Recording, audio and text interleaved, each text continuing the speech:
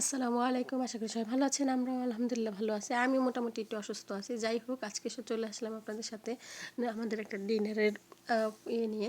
এখানে একটা জিনিস কি, সব কিছু এত বেশি সহজে পাওয়া যায় যে যেকোনো জিনিস চাইলেই আপনি বানিয়ে এটার মধ্যে নামকরণ করে ফেলতে পারেন। Homemade pizza, homemade burger, homemade dash dash dash dash dash. আসলে কি, মূল যে কারবারটা সেটা আগেই করা থাকে, কিন্তু ফ্রোজেন আমরা এনে ওই হালকা পাতলা তেলে ভাজতে থাকি, ভেজে টেজে নিজের মনের মানে যত যা আছে। আসলে এখানে যেটা আছে একটা হচ্ছে ফিশ ফিঙ্গার, যেটা আমি বোঝাতে চাচ্ছি যে বড় ফিলেট মাছের যে অংশ, ওইটা দিয়ে আর কি ওরা একটা ফ্রোজেন করে রাখছে, যেটা আপনি করতে পারেন। তারপরে মেয়ের ভালো লাগার জন্য দেখি মেয়ে খায় কিনা, এর জন্য 3 পিস রোলও করে ফেলছি। এই সবই কিন্তু ফ্রোজেন। ভাই আমি কিছুই বানাই নাই, আমার এত গুণ নেই। আর হচ্ছে এই যে এই বানগুলো সব কিছু রেডিমেড পাওয়া যায়, কিনতে পাওয়া যায়। আপনি কিনে এনে নিজের মনের মাধুরী মিশিয়ে সব কিছু অ্যাড করবেন, যা যা ঘরের মধ্যে আছে।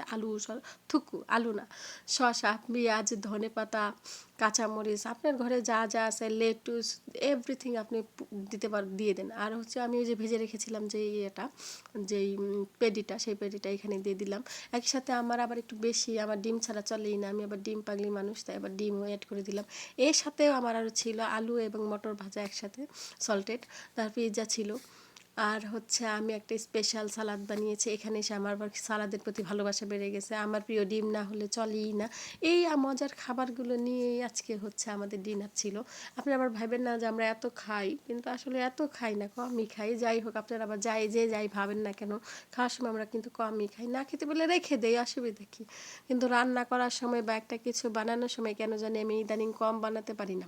মনে হয় যে এটার পরে এটাও করি, দেখি কেমন হয়, ট্রাই করি আর কি। কে কীভাবে নেবেন জানি না। সবাই আমাদের জন্য দোয়া করবেন। খুবই ইয়াম্মি এবং টেস্টি ছিল। আসসালামু আলাইকুম, বাই বাই।